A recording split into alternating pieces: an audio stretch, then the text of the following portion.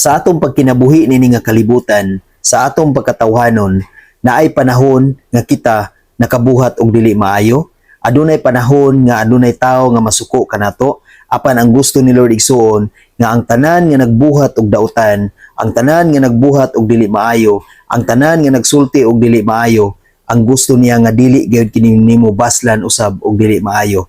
Ang gusto sa Dios igsuon na kung unsa katong mga dili maayo nga mga binuhatan, imong baslan og maayo. Tungod kay siya lang gayud ang manimalos og dili kita nga tawo. Roma 12 versikulo 19. Mga higala, ayaw kamo panimalos, kundili itugyan hinuon kini sa Dios, kay nag-ingon ang kasulatan, ako'y manimalos, ako'y mubayad, nag-ingon ang Ginoo.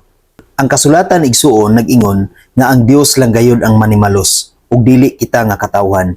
Kung aduna may tawo nga nagbuhat kanimo og dili maayo, nagsulti og dili maayo, balusi kini og maayo. Tungod kay mao kanay gusto sa Dios nga atong buhaton. Tungod kay ingon siya ang manimalos, siya gayud ang maningil og bayad sa tawo nga nagbuhat kanimo og dili maayo.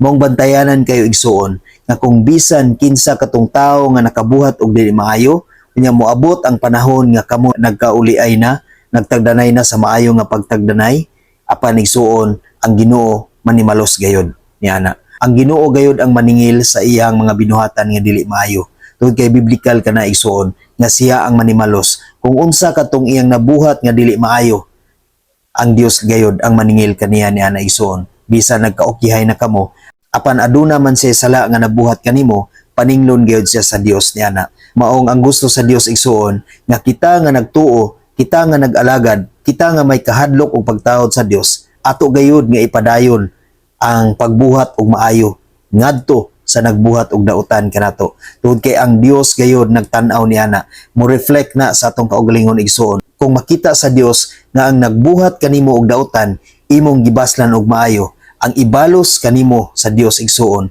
maayo usab.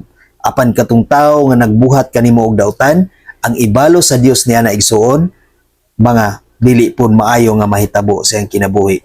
Maong sa kanunay igsuon ato lang gayong isalig sa Dios ug likayan usab nato ang pagsulti ngadto sa ubang katawhan nga magabaan ra unta ka. Tungod kay kana nga pulong igsuon sama ra nga gitunglo nato ang atong isig katawo. Kun dili atong iampo ngadto sa Dios nga kita nahigugma kanila. Tungod kay nasayod kita nga ang Dios gayud maningil kanila. Nasayod kita nga ang Dios adunay pagabuhaton aron sila makaamgo ngadto sa ilang mga dili maayo nga binuhatan. Ang Dios gayud ang manimalos niya na igsuon.